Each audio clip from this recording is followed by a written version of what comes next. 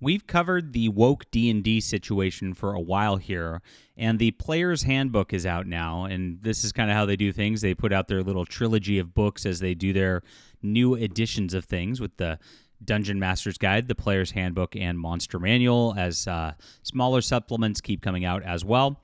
And it is now officially just one of the most woke, crazy things you could imagine. This is exactly what they've been promising to their dwindling player base, and I don't think it's going to go too well for them. Now, Diversity and Dragons is a great YouTube channel. He did the work here exposing exactly what's going on in this situation. And with all of the other craziness that's going on with Dungeons & Dragons, you can expect this edition is going to be a huge flop. Of course, like everybody else, they're moving to a subscription model to try to just keep the player base engaged over and over and over again. We'll see how that goes for them at this point because, you know, I'm pretty sure 99% of their player base are white males. So telling them, yeah, this isn't for you, isn't going to go as they think it is. All right, so please hit the like and subscribe button as we talk about all things in tabletop games, video games. Of course, we're here for culture, especially science fiction and fantasy, my friends. I am a science fiction and fantasy writer, and my fantasy series for Steam and Country, The Adventures of Baron von Monocle, is a 6-book series. This is great. It is an all-ages series. Wonderful stuff for Christmas. If you guys want to grab this for presents for people, too, it'd be fantastic. Or for yourself. I've got it on ebook, print, and audio. I set up a beautiful, beautiful world here, which I've got maps. I've got all these different setups here because I wanted my own fantasy world. And it'd be great, actually, to have an RPG of this sometime. It is an airship swashbuckling adventure in a world where there's just some crazy monsters and things like that lurking around the corner. And it really, really builds over time into just this epic pulp adventure, which you're going to love if you like Dungeons & Dragons type settings. Check it out in the description below, my friends. Support our channel, support our artistic work here. Really appreciate you for being there and for reading so much over the last few months. It's been fantastic. All right. So the new edition of Dungeons & Dragons has longtime players fleeing the tabletop gaming system with woke changes Wizards of the Coast is making. Now, the YouTube channel Diversity and Dragons confirms the Player's Handbook contains even more subversion of the classic fantasy game. Now, we saw this beautiful image earlier this year, stunning and brave, really, of this Mexican orc family. They're immigrating into, obviously, Arizona or New Mexico, hanging out, just want to be with their families and grill and, you know, human flesh. But you know, it's their culture, guys, and you got to respect it. Right? And this has been kind of the way that they've been doing things over the last several years. They've been trying to humanize orcs in such a weird way. It's been happening in Rings of Power. We saw with the little immigrant family. They determined that J.R.R. Tolkien made orcs as an allegory for black people, and of course that was never the case. It was a complete lie made up by the SJW establishment. And so their attempts to humanize them have come in the entire fantasy genre over the last several years. This is the most recent iteration of it, which now makes orcs into Mexican people instead of black people. Very offensive and very crazy. This is racism right here, if you want to get into it all the way around. But this went super viral, and of course, people made fun of it for a long, long time. They had other races that they were removing because there was slavery involved, and they changed the whole backstories and settings of them. It is a complete travesty of what they're doing to the fantasy setting. Now, we also famously covered that Kyle Brink, this guy who was a producer, he's no longer with the company, said, "This is not the face of the hobby anymore. I think there's been mistakes made in years past where people assumed D&D players were all, white dudes in a basement, which has been a faulty assumption for a lot of years and gets more and more false every day. In my viewpoint, guys like me can't leave soon enough." So he wants white males out of the hobby. Now, this is pretty interesting. Every time I go into a hobby shop and a gaming shop and I see some Dungeons & Dragons players, I would say that 90% of the players are white males. And Diversity and Dragons went to Gen Con this year. He said he walked around. There's an 80,000-person convention of tabletop gamers. He says he saw maybe a handful of black people there, and it was mostly again, white males. You get more females cosplaying and stuff like that at conventions than you do in the hobby shops. But again, this is your core player base by more than just like 50%. It's like it's 90%, my friends. And so it's stupid of you to try to push white males out of the hobby. But that's exactly what they're doing. Now, of course, the Dungeon Master's Guide we revealed about a month ago that it's being turned into a safe space. This is the woke gamer activist making the X symbol when he's triggered by the DM here, which is in the Dungeon Master's Guide.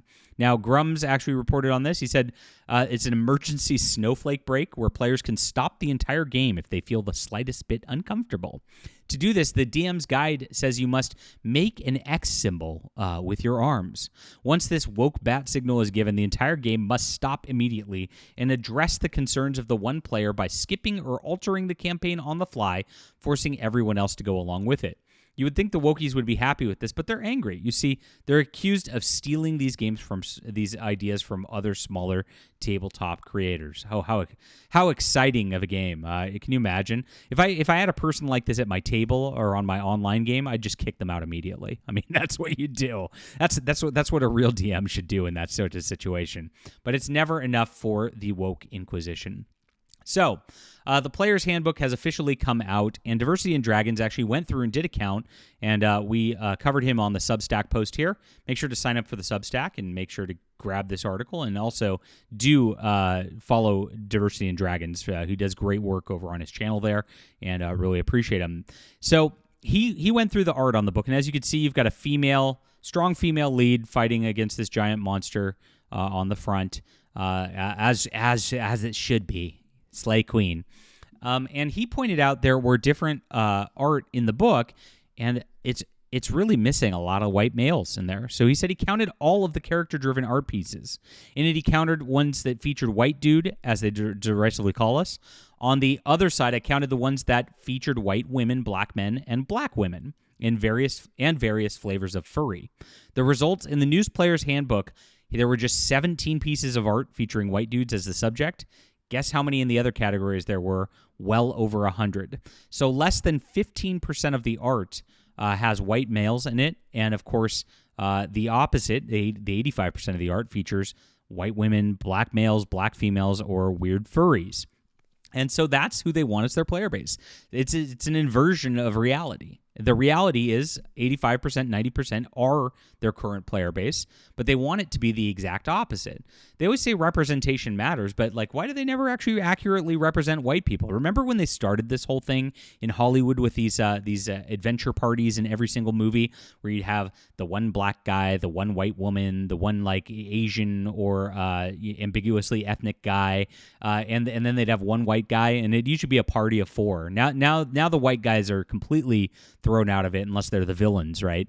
But that's what they do in everything at this point. Well, they always said it like, we want to represent reality, and this is what diversity looks like in the modern world, right? Well, if you want to represent reality, why don't you represent the reality of your player base? It should be 85% and then 15% the other way. If that's the case, they would be accurately representing reality. But it's not about reality. They want to socially engineer things, and it is about erasing white males. It is about removing white males from all aspects of society, and that's what they've been trying to do in everything, from corporate down to just games that people are playing, down to movies people are watching. That is the agenda. That's exactly what's been happening over the last several years. And it's becoming patently obvious at this point. Now, what's interesting is if you go to Wizards of the Coast and you look at the bios there, what does it look like? It is mostly white males working at that company as well. They don't put their money's where their mouth is. They don't have an 85% female and ethnic sort of makeup of their company. Why don't they do that? Because those people don't know how to make the games, because they're not interested in these games. It's a completely different subset and completely different demographic and completely different base that is doing other things. And that's fine. People are allowed to have the things they like, and people are allowed to have a target demographic for certain different products. That is an okay thing. But when you're turning off your people because this is who your player base is, it becomes an entirely other matter. And that's what we got with D&D. I don't know anybody who wants to play this edition. I don't know anybody who's going in on the one D&D subscription. Are you at this point? Are you still going in after the Mexican orcs and this? Pretty wild here. This is another image coming from their player's handbook, you see no white males involved here. You got your weird female up front. You got your weird they-them orc right there. You got some other female-y type things and some furries. That's what Dungeons & Dragons is now, apparently. Leave a comment down below with what you think about this. Hit the like and subscribe button. Make sure to check out, this is good fantasy. You'll really enjoy this, guys. I think if you're a Dungeons & Dragons player, this is for you.